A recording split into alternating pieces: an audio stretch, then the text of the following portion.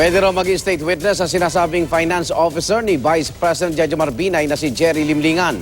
Ayon po yan kay Senate Majority Leader Alan Peter Cayetano. Kung magpasyaman daw si Limlingan na tumestigo sa ombudsman sa reklamong graft at plunder laban kay Binay, kailangan daw niyang magsalita sa lalong madaling panahon. Ayon kay dating Makati Vice Mayor Ernesto Mercado, si Limlingan ang bagman ni Binay at dami niya sa ilang negosyo. Kabilang po si Limlingan sa 14 na personalidad na pinaaresto ng Senate Blue Ribbon Committee dahil sa pag-isnab sa mga pagdinig sa Senado. Kaugnay po sa mga alegasyon ng korupsyon kay VP Binay.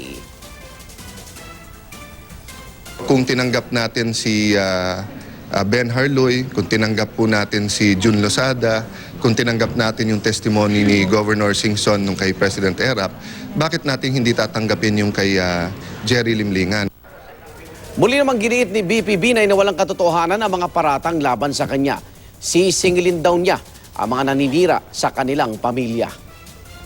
Maghahabla ko kami. We will have to protect our name na sinira nila.